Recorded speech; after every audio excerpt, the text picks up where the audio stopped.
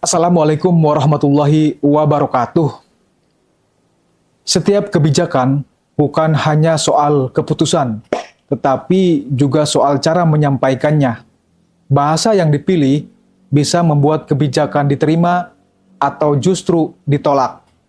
Di video kali ini, saya akan membahas Undang-Undang Pesantren sebagai praktik pemasaran sosial upstream dan juga strategi framing pemerintah dalam membingkai kenaikan harga BBM sebagai penyesuaian harga BBM. Pada kasus yang pertama, lahirnya Undang-Undang Pesantren bisa kita analisis melalui perspektif pemasaran sosial upstream, sebagaimana yang dikembangkan oleh Case dan Kapslowski.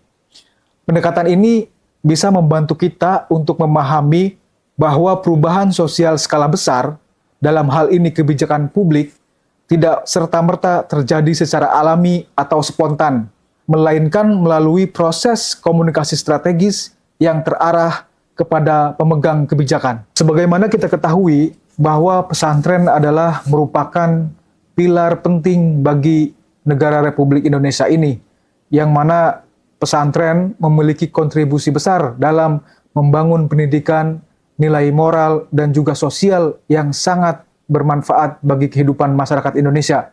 Namun, dalam waktu yang cukup lama, keberadaan pesantren ini belum mendapatkan pengakuan secara formal seperti pendidikan-pendidikan nasional lainnya. Hal inilah yang kemudian mendorong untuk terciptanya Undang-Undang Pesantren sebagai pengakuan dari pemerintah Republik Indonesia. Dalam teori pemasaran sosial upstream ini, fokus utamanya bukanlah untuk mengubah perilaku seseorang secara langsung, melainkan target utamanya adalah mengubah pemangku kebijakan. Dalam hal ini bisa legislator atau pemerintah, yang mana mereka inilah nanti yang menetapkan kebijakan dan bisa memberikan dampak bagi masyarakat. Undang-Undang Pesantren ini adalah contoh yang jelas bagi praktek pemasaran sosial upstream, di mana tujuan utama dari kebijakan ini bukanlah untuk mengubah santri atau masyarakat pesantren secara individu, melainkan mendorong negara untuk mengakui pesantren secara hukum, melegitimasi kelembagaan, dan juga memberikan kebijakan dan pendanaan.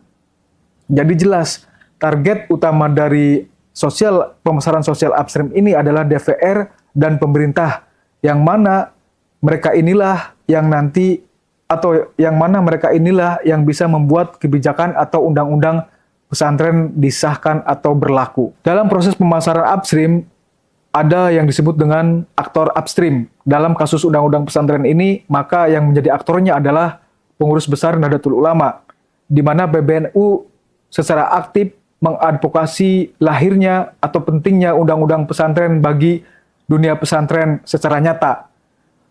PBNU dalam hal ini memberikan upaya-upaya jelas seperti diskusi publik, forum-forum ilmiah, basul masail, konferensi besar, musyawarah besar, juga lobby-lobby dengan berbagai macam kelembagaan, misalnya dengan presiden, dengan DPR, untuk memberitahukan atau menginformasikan atau membawa isu undang-undang pesantren ini menjadi kebijakan nyata, sebagaimana bahwa pendidikan pesantren dan juga pendidikan formal lainnya harus setara dan diakui sah secara negara.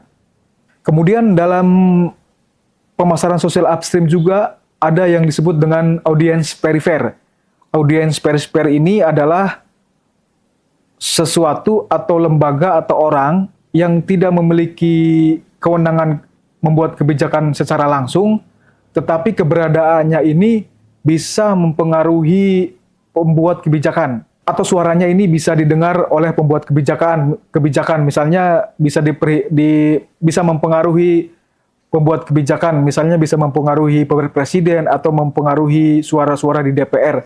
Nah, dalam kasus undang-undang pesantren ini, maka bisa kita ketahui audiens periferalnya adalah bisa dari kalangan kiai, ulama, atau tokoh-tokoh besar PBNU yang menjadi DPR dan juga forum-forum diskusi akademik dan juga media-media yang menyuarakan akan pentingnya undang-undang pesantren bagi keberadaan pesantren itu sendiri.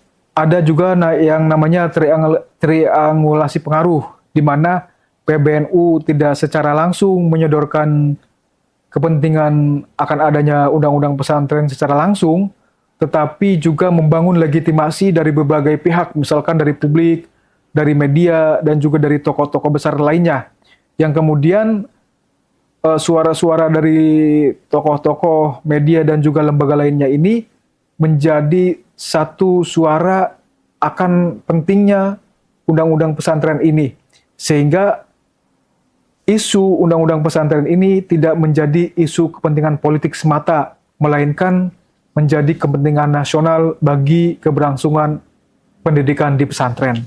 Kemudian adanya narasi IMC atau integrasi marketing communication dan juga advokasi. Walaupun secara tidak langsung PBNU menghadirkan ini dalam forum-forumnya, tetapi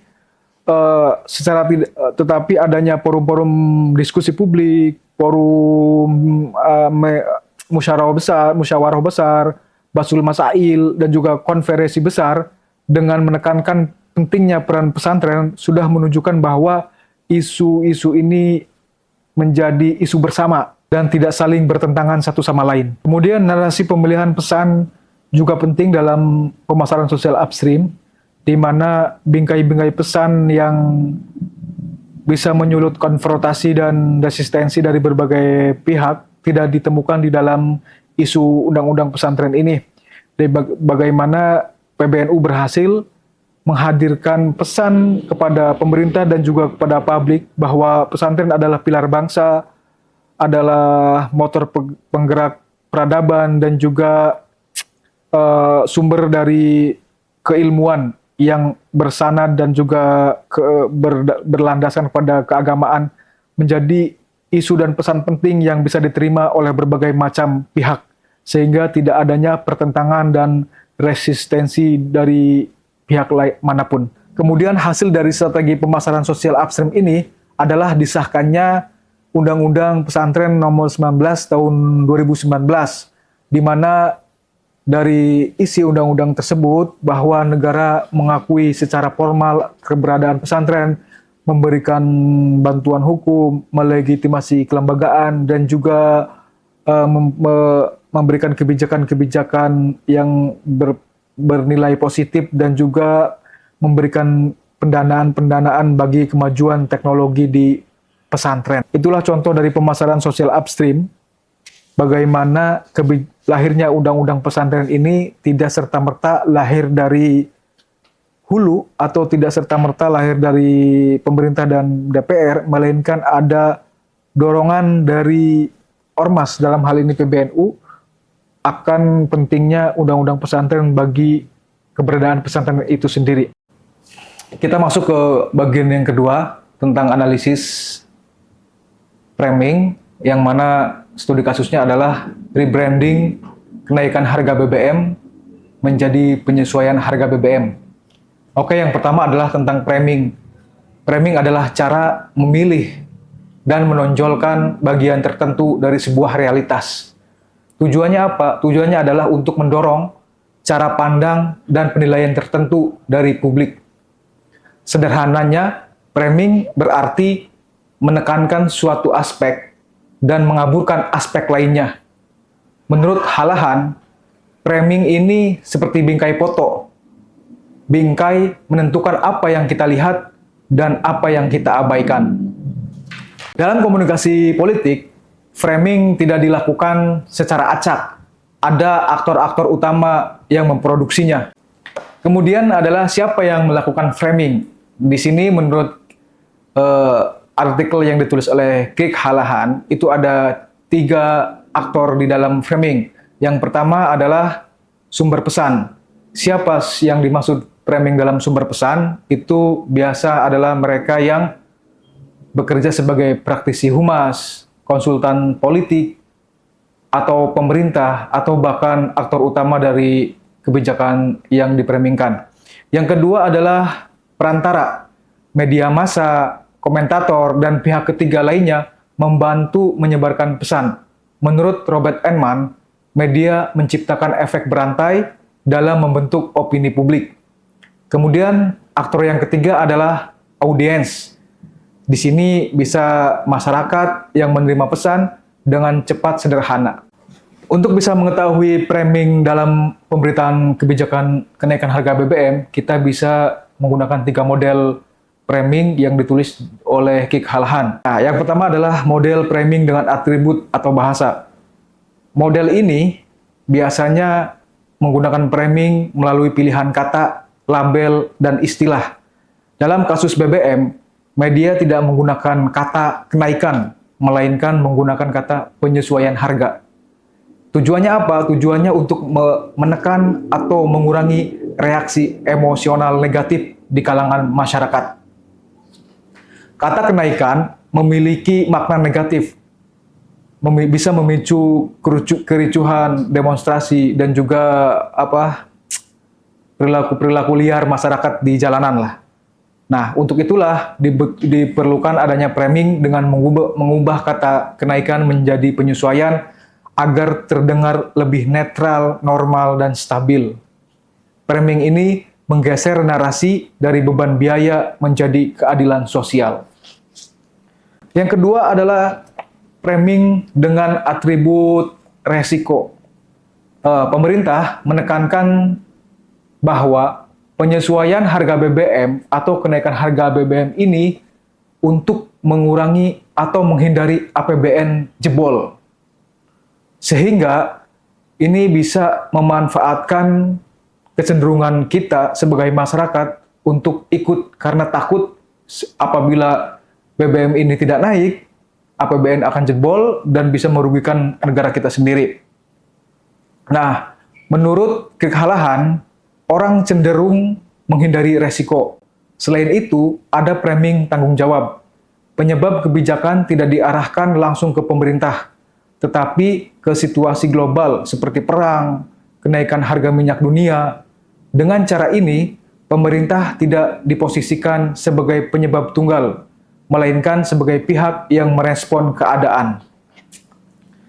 Yang ketiga adalah framing dengan cerita atau narasi. Model ketiga, dalam model ini, kebijakan dijelaskan melalui narasi. Pemerintah membangun cerita bahwa negara adalah pelindung anggaran, pendidikan, kesehatan, dan kelompok rentan. Menurut Halhan, framing akan efektif jika mampu menyentuh imajinasi publik. Politisi harus bercerita dan membuat kebijakan terasa masuk akal, logis, dan bisa diterima. Nah, itu adalah pembahasan framing terkait kasus kenaikan harga BBM. Kesimpulannya adalah framing membantu menempatkan ide politik dalam konteks yang mudah dipahami. Keberhasilan komunikasi publik sangat bergantung pada bagaimana isu dibingkai agar sesuai dengan nilai masyarakat. Framing bukan hanya konsep teori, ia adalah praktik dalam politik sehari-hari. Melalui bahasa, resiko, dan tanggung jawab, pemerintah bisa membentuk cara publik memahami kebijakan-kebijakan yang dibuatnya. Terima kasih, semoga bermanfaat. Wassalamualaikum warahmatullahi wabarakatuh.